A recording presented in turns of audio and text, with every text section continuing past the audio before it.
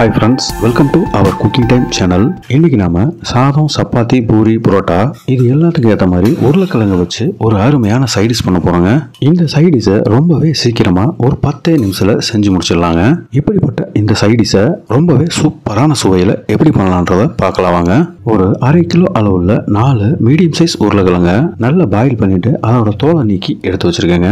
நம்ம எடுத்து வச்சிருக்க இந்த உருளைக்கிழங்க நமக்கு தேவையான சைஸுக்கு இதே போல கட் பண்ணி எடுத்துக்கலாங்க. இப்போ நம்ம கிட்ட இருக்கக்கூடிய எல்லா உருளைக்கிழங்கையும் நல்லாவே கட் பண்ணி எடுத்துக்கிட்டாங்க. பாருங்க அது எந்த அளவுக்கு நல்லா பாயில் ஆகி வந்திருக்குன்னு. ஓகே, இப்போ நம்ம ஸ்டவ் ஆன் பண்ணிட்டு ஒரு பாத்திரத்தை அடுப்பில் வச்சிடலாங்க. அந்த பாத்திரத்தில் ஒரு 2 டேபிள் ஸ்பூன் அளவுக்கு எண்ணெய் ஊற்றி சூடு பண்ணலாங்க. எண்ணெய் நல்லா சூடாகி வரும்போது ஒரு 1/2 டீஸ்பூன் அளவுக்கு ஜீரகம், ஒரு 1/4 டீஸ்பூன் அளவுக்கு மஞ்சள் பொடி, 1 டீஸ்பூன் அளவுக்கு தனி மிளகாய் பொடி, இது எல்லாத்தையும் சேர்த்துட்டு ஒரு முறை இதே போல நல்லா கலந்து விட்ட பிறகு நம்ம ஆல்ரெடி நல்லா பொருசா கட் பண்ணி வச்சிருக்க ஒரே ஒரு பெரிய வெங்காயத்தை இதோட சேர்த்துட்டு கூட ஒரு 1/4 டீஸ்பூன் அளவுக்கு பெருங்காய பொடி, இதுக்கு தேவையான அளவுக்கு உப்பு, இது எல்லாத்தையும் சேர்த்து நல்லா கலந்து விடலாங்க.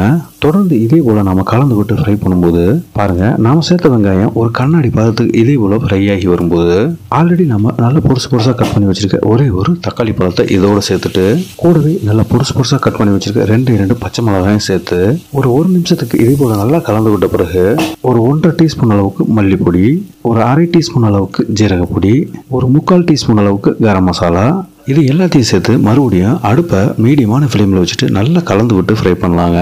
நாம் சேர்த்த மசாலா பொடியோட பச்சை வாசனை எல்லாம் போய் இதே போல் ஃப்ரை ஆகி வரும்போது சரியாக ஒரு 100 மில்லி அளவுக்கு தயிர் சேர்த்து கூடவே அந்த தயிரை அலசி கொஞ்சமாக தண்ணியும் சேர்த்துட்டு நல்லா கலந்து விடலாங்க. தொடர்ந்து இதே போல் நம்ம கலந்து விடும்போது பாருங்கள் அந்த மசாலாவில் இருந்து தண்ணி எல்லாம் ட்ரை ஆகி அந்த எண்ணெயெல்லாம் பிரிஞ்சு தனியாக மேலே ஒதுங்கி வருது பாருங்கள். இந்த சமயத்தில் நாம் ஒரு 1/2 லிட்டர் அளவுக்கு தண்ணி சேர்த்துட்டு அதை நல்லா கொதிச்சு வர ஆரம்பிக்கும் போது நம்ம ஆல்ரெடி கட் பண்ணி வச்சிருக்க அந்த உருளைக்கிழங்கு துண்டுகளையும் இதோட சேர்த்துடலாங்க. இந்த உருளைக்கிழங்கையும் சேர்த்துட்டு தொடர்ந்து இதே போல நம்ம கலந்து விடலாங்க. பாருங்க இதே போல நல்லா கொதிச்சு வரும்போது ஒரு கையளவு கஸ்தூரி மெஹந்தி தூவி நல்லா ஒரு முறை கலந்து விட்டதுக்கு அப்புறமா உப்பு ஒரு முறை செக் பண்ணி பார்த்துக்கலாங்க. உப்பு தேவைப்பட்டால் கொஞ்சமாக சேர்த்து மறுபடியும் நல்லா கலந்து விடலாங்க.